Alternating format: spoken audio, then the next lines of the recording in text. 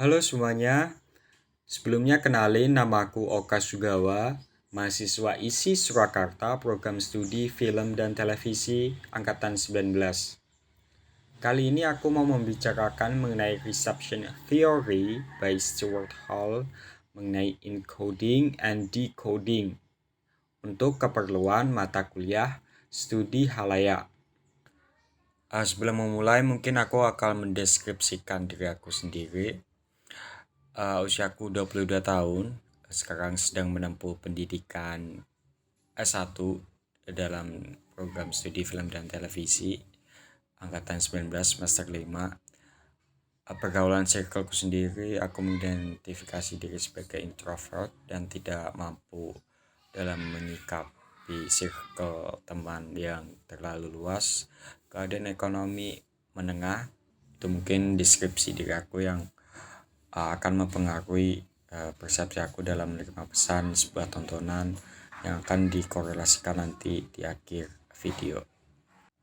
Selanjutnya berikut adalah pemaparan materi yang mungkin bisa aku berikan. Terdapat latar belakang sendiri dalam sistematika penyampaian pesan media massa pada saat itu sebelum Stuart Hall mengemukakan teorinya. Sistematika penyampaian pesan media massa pada awalnya digambarkan secara linier atau searah, di mana sender atau pengirim pesan diposisikan sebagai sumber yang mutlak bertanggung jawab atas pesan yang diciptakan. Setelahnya, ketika pesan berhasil didistribusikan dan sampai kepada receiver atau penerima, pesan proses tersebut dianggap selesai.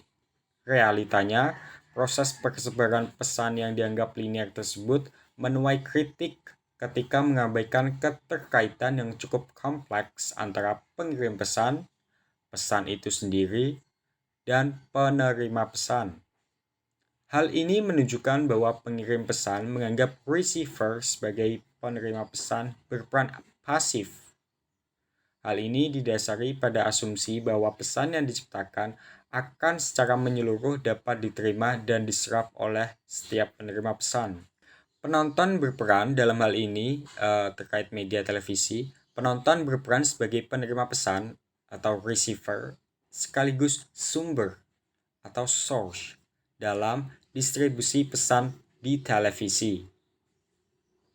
Stuart Hall hadir pada tahun 1973, muncul dengan tulisannya yang berjudul Encoding and Decoding Television Discourse atau pembentukan dan pembongkaran kode dalam wacana televisi sebagai kritisi dari masalah tersebut dan membawa pembaharuan dalam bidang ini. Pada dasarnya, Hall mengembangkan konsep linier tersebut menjadi lebih dinamis dengan memperhitungkan peranan semua pihak yang terkait dalam proses produksi dan penyebaran pesan. Ia menawarkan 4 tahap dalam teori komunikasi. Yang pertama itu ada tahap proses produksi sebuah wacana, dalam hal ini adalah tayangan televisi. Alasan mendasar pemicu terjadinya sebuah produksi antara lain adanya kepentingan institusi terkait atau permintaan pasar untuk menayangkan program tertentu. Pada tahap ini, pengirim pesan akan merencanakan dan memilih ide, nilai, serta fenomena sosial apa yang akan ditampilkan dalam tayangan tersebut. Seperti itulah proses sirkulasi distribusi makna dimulai. Dapat dikatakan bahwa sebuah produksi dilakukan secara terbatas pada nilai-nilai tertentu. Adapun faktor yang membatasi proses ini yaitu faktor internal dan eksternal. Faktor internal meliputi sudut pandang produsen dalam melihat fenomena sosial sebagai bentuk aplikasi dari ideologi yang menjadi visi misi. Fasilitas instruktur berperan penting dalam pembentukan citra atau gambar yang diharapkan dibentuk dari tayangan yang dihasilkan. Sedangkan keberadaan audiens turut dipertimbangkan sebagai faktor eksternal. Hasil akhir dari proses ini berupa pembentukan kode dari fenomena sosial menjadi sebuah pesan atau disebut dengan meaning structure one atau struktur makna pertama. Dapat dikatakan bahwa pada tahap ini, struktur makna didominasi dan dimaknai dari sudut pandang produsen sebagai pencipta dan pengirim pesan. Tahap yang kedua ialah penyampaian pesan yang telah menjadi sebuah tayangan atau program. Tayangan tersebut dalam realisasi dari ide yang sebelumnya dirancang. Melalui media inilah audiens memiliki akses untuk memaknai pesan yang dikirimkan. Namun audiens tidak secara langsung menerima struktur makna pertama dari produsen atau sender, melainkan melalui tayangan televisi.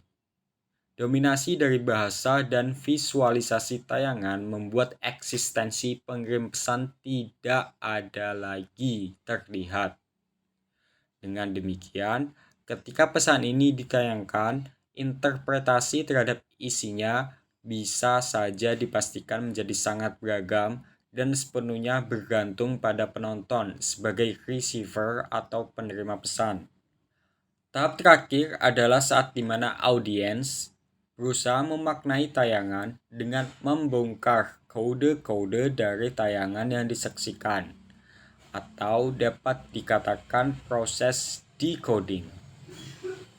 Proses pembongkaran kode ini meliputi beberapa proses yang dipengaruhi latar belakang audiens. Contohnya, interpretasi berbeda beberapa audiens film yang sama dapat dipengaruhi oleh latar belakang audiens yang berbeda dari prosesnya. Pesan yang berhasil ditangkap oleh audiens ini disebut sebagai meaning structure second atau struktur makna kedua. Aplikasi pesan yang berhasil ditangkap oleh audiens merupakan bentuk reproduksi dari sebuah produksi. Dalam kata lain, proses produksi yang berasal dari visualisasi nilai kehidupan sosial kembali diproduksi dalam kehidupan sosial. Sirkulasi makna milik Hall disebut sebagai rantai komunikasi karena proses produksi dan distribusi pesan terus berputar secara sirkular yang berbeda dengan konsep linear yang satu arah. Hall mengatakan, "The codes of encoding and decoding may not be perfectly symmetrical."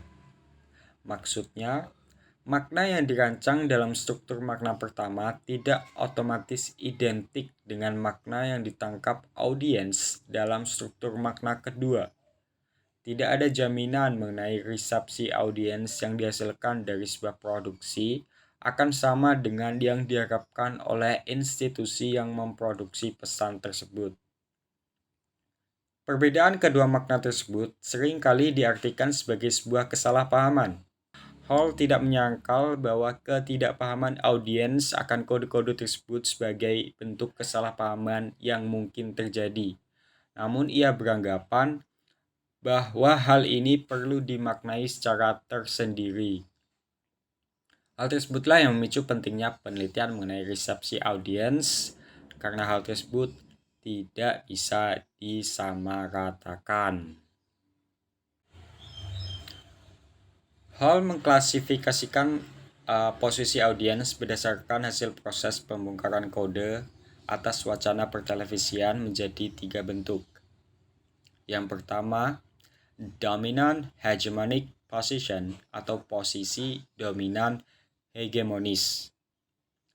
Audiens yang termasuk dalam klasifikasi ini memahami isi pesan secara apa adanya. Dengan kata lain, audiens sejalan dengan kode dominan yang dari awal berusaha dibangun oleh pengirim pesan. Hal ini merupakan contoh ideal penyampaian pesan yang transparan karena respon audiens dianggap sebagai dengan harapan pengirim pesan. Yang kedua, negotiation position atau posisi negosiasi. Posisi ini merupakan posisi kombinasi. Pada satu sisi audiens dapat menangkap kode dominan yang ada dalam teks, namun sebagian lainnya menolak dan mereka melakukan seleksi mana yang cocok atau tidak untuk diadaptasi ke dalam konteks yang lebih kecil, terbatas, lokal, Dengan kata lain, audiens tidak menerima mentah-mentah pesan yang ada. Klasifikasi yang ketiga adalah optional position atau posisi opsi.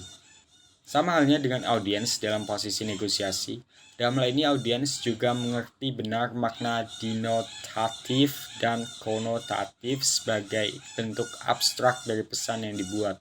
Tetapi sikap yang mereka tunjukkan justru bertolak belakang dengan isi pesan. Dan kata lain, dalam posisi ini terlihat adanya bentuk keberatan terhadap kode dominan karena adanya acuan alternatif yang dianggap lebih relevan.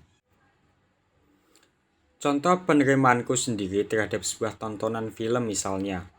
Beberapa waktu yang lalu aku menyaksikan film Memory of My Body atau Kujumbu Tubuh Indahku. Sebagai penonton, diriku mampu menangkap pesan yang ingin disampaikan oleh pembuat film, dalam hal ini adalah Garin Nugroho. Namun pesan yang akan aku tangkap ada kemungkinan dan pasti akan berbeda juga dengan apa yang ditangkap oleh audiens atau penonton lain. Dalam klasifikasi audiens, aku sendiri akan menempatkan diri sebagai posisi negosiasi. Aku melakukan seleksi pesan mana yang aku dapat diterima dan tidak semua pesan tidak secara langsung aku terima. Sebab dengan berbagai latar belakang sosial, pendidikan, pengalaman hidup, orientasi seksual, itu juga mempengaruhi keputusanku untuk menerima pesan. Namun pasti juga akan ada audiens penonton yang bertolak belakang dan menolak dengan pesan yang disampaikan film, serta pasti juga ada penonton yang memahami pesan film secara padanya atau disebut dengan posisi dominan hegemonis. Nah, itu tadi beberapa yang bisa dapat aku jelasin terkait encoding and decoding by Stuart Hall. Maaf banget bila ada kesalahan kata atau istilah yang aku sebut tidak terlalu jelas. Terima kasih sudah mendengarkan. Sehat dan bahagia selalu. Sampai jumpa. Makasih.